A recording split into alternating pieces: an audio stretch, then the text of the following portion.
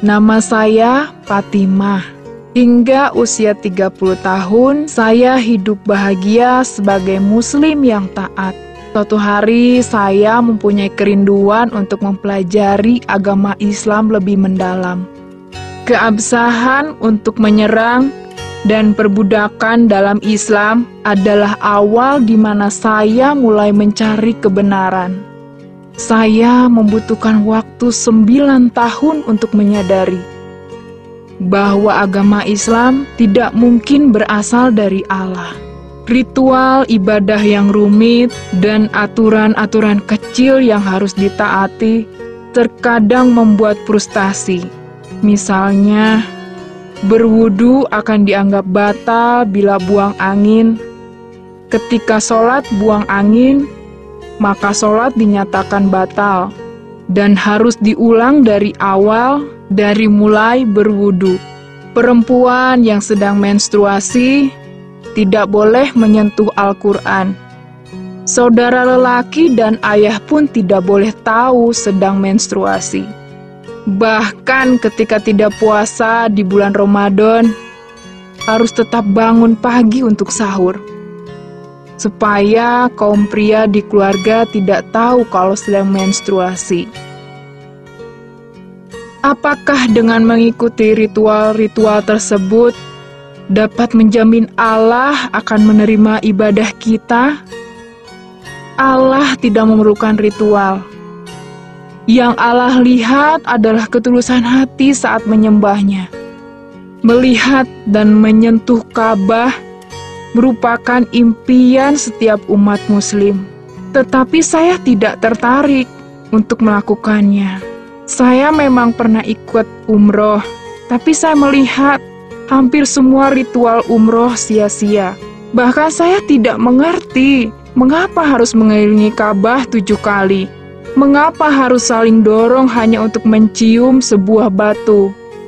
Ketakutan untuk naik haji berawal ketika seorang kerabat saya ikut terbakar pada kejadian kebakaran tahun 1977. 2 tahun kemudian, dia meninggal karena komplikasi. Tahun 2003, teman saya meninggal karena terinjak-injak ketika naik haji.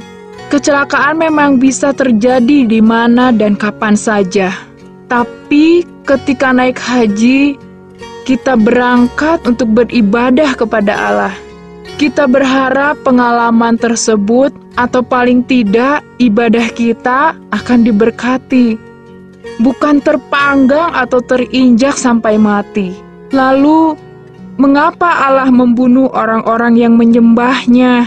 Mengapa ia begitu kejam jika mereka melakukan hal yang benar? Saya juga membaca sebuah buku tentang pengalaman-pengalaman Nabi Muhammad dengan jin.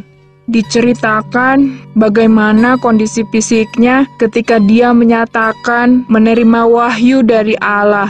Tubuhnya menjadi kaku, berkeringat seperti kerasukan setan.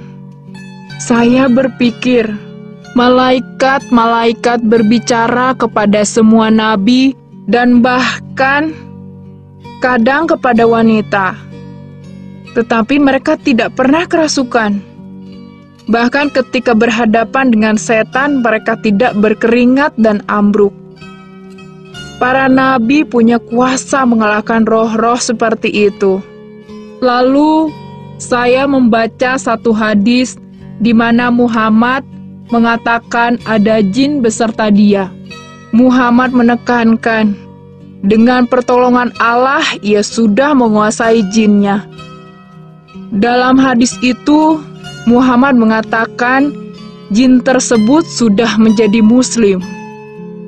Tapi saya dapat merasakan ketakutan Muhammad yang tersembunyi tentang keselamatannya.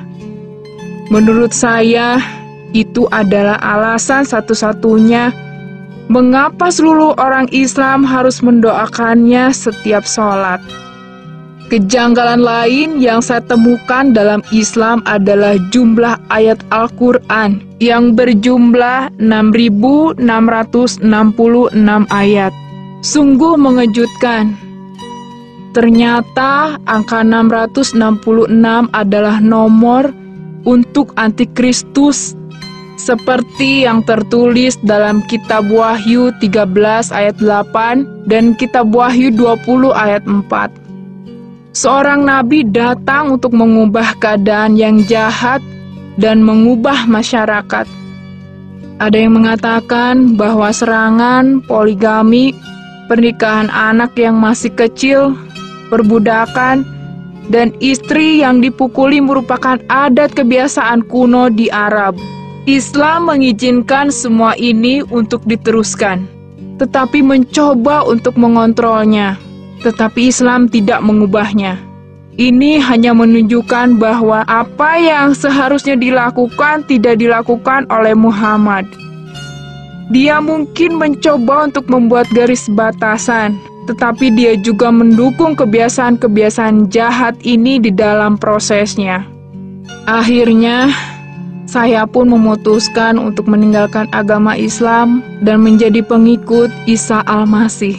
Pesan Isa Al-Masih adalah yang terbaik dan paling damai. Dia yang dapat membawa perubahan melalui kasih. Tidak ada yang dapat menandingi Isa Al-Masih, Sang Juru Selamat.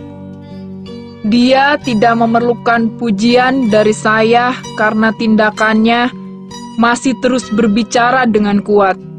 Dia tidak perlu berkat dari saya karena dialah yang memberikan berkat. Saya tidak lagi merasa pahit tentang pengajaran Muhammad karena saya menemukan penghiburan di dalam perkataan Isa Al-Masih. Firman-Nya dengan lembut memberi peringatan. Firman-Nya membuat saya rendah hati dan menjadi manusia yang baik hati. Sekarang saya sungguh percaya, jika kita dengan segenap hati mencari kebenaran dan membuka hati serta pikiran, Isa Al-Masih akan menemukan kita. Sebab Dia telah berjanji dalam Injil, Rasul besar Matius 7 ayat 7, "Mintalah, maka akan diberikan kepadamu. Carilah, maka kamu akan mendapat. Ketuklah, maka pintu akan dibukakan bagimu. Sungguh Allah adalah gembalaku."